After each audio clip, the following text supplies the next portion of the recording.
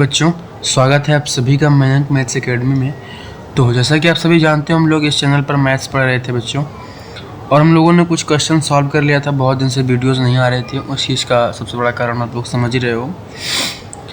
तो हम लोग आज क्वेश्चन सॉल्व करेंगे। क्वेश्चन यहाँ पर हम लोग कलर ले लेंगे ब्लैक, और क्वेश्चन यहाँ पर हम लोगों का क्या है, dy by d x minus x tan y minus x. यहाँ पर लिख देते हैं dy बाई, इसको इरेज कर देते हैं पहले ऐसे, और यहाँ पे लिखेंगे हम लोग dy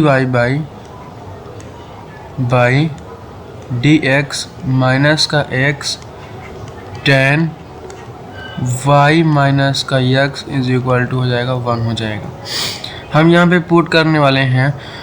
अब आप जानते हो कि अगर ब्रैकेट के अंदर हमें कुछ भी दिखाई देता है तो हम उसको v के इक्वल पुट कर देते हैं।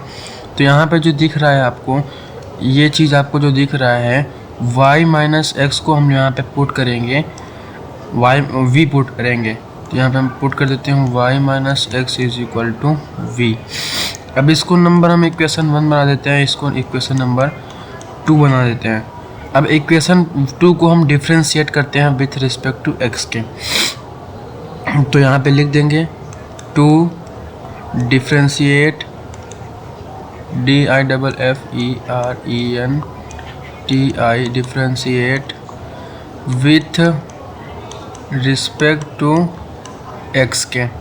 ठीक है, हम यहाँ पे डिफ्रेंशिएट करेंगे तो क्या हो जाएगा, यहाँ पर dy बाई डी एक्स जब हम x के रिस्पेक्ट में करते हैं तो dy बाई डी एक्स, और यहाँ पे x है तो x वाला हो जाएगा माइनस, मतलब x वाला हो जाएगा केवल 1, तो यहाँ पे माइनस पहले से है तो यहाँ 1 हो जाएगा।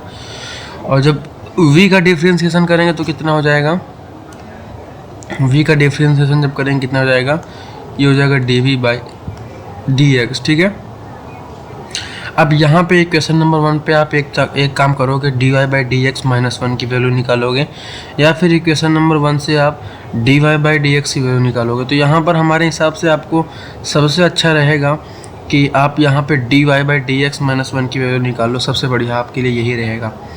ठीक है, तो यहाँ पर हम क्या करेंगे, dy by d x minus 1 की जब वैल्यू निकालेंगे इक्वेशन नंबर 1 से, तो यहाँ पे हम लिखेंगे from equation number 1, black colour हम लोग यूज़ करेंगे, फ्रॉम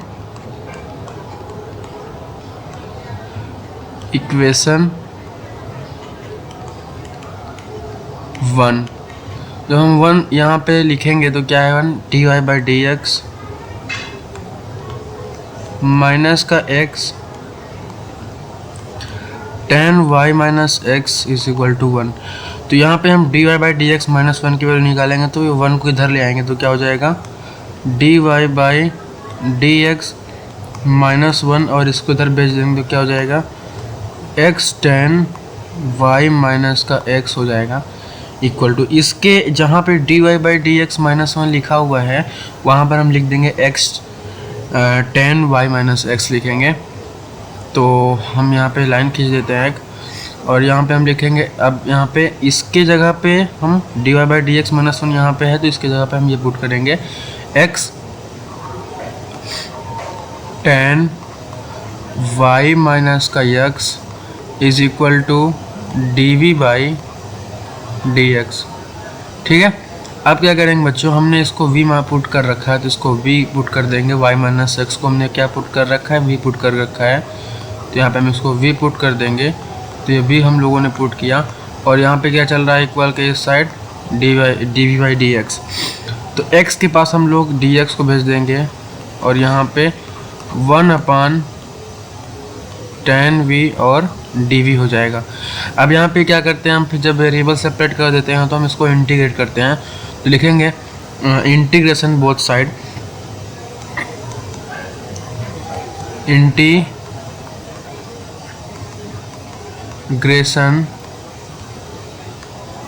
बोथ साइड। इसका जब इंटीग्रेशन करेंगे तो इसका इंटीग्रेशन हम लोग यहाँ पे साइन लगाएंगे x dx का 1/10v और हो जाएगा dv।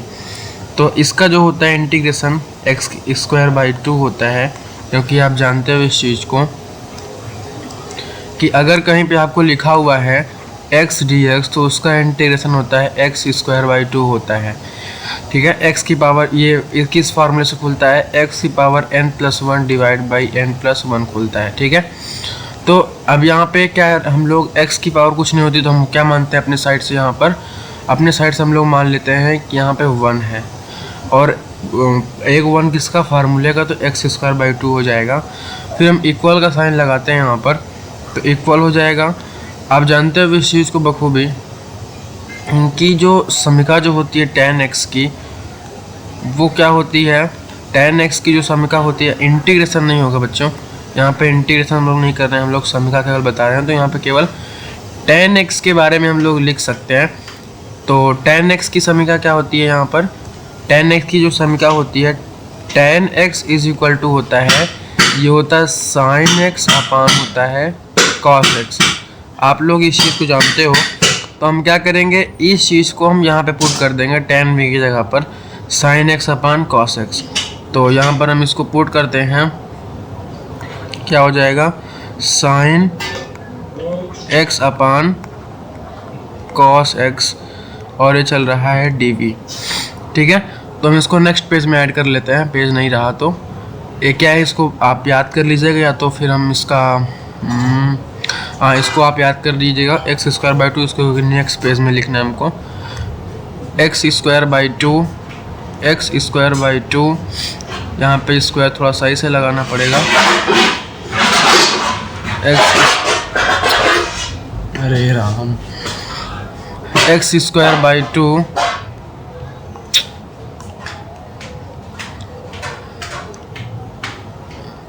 एक्स स्क्वायर बाई 2, यहाँ पे क्या लिखा हुआ था, sine v upon cos v और dv। इसको हम ऊपर भेज देते हैं, जो यहाँ पे कॉस v लिखा होता है इसको हम ऊपर भेज देंगे, तो क्या हो जाएगा यहाँ पर एक्स स्क्वायर बाई 2, और इसको ऊपर भेज देंगे तो यहाँ हो जाएगा कॉस v अपान हो जाएगा साइन v। और आप जानते हो कि जब भी हम डिफ्रेंशिएट करते हैं नीचे वाले का और हमें ऊपर वाली चीज़ मिल जाती है तो हम लॉग के साथ लिख देते हैं। तो यहाँ पे एक्स स्क्वायर बाई 2 ये हो जाएगा लॉग साइन v, और जब भी इंटीग्रेशन ख़त्म हो जाता है तो हम यहाँ पे एक कांस्टेंट लगा देते हैं, वो भी c लगाते हैं। और हम कभी कभी log c का भी यूज़ करते हैं। log c का यूज़ इसलिए करते हैं जब हमारी पूरी इक्वेशन log में होती है, तब वहाँ पर हम log c का यूज़ करते हैं। तो ये राम, और यहाँ पे आप लोग को ये समझ में नहीं आया होगा शायद, तो आप लोग याद रखो कि जो डिफ्रेंशिएशन होता है साइन v का, वो होता है कॉस v। जो डिफ्रेंशिएशन होता है कॉस v का, जो डिफ्रेंशिएशन होता है वो होता है माइनस का साइन v।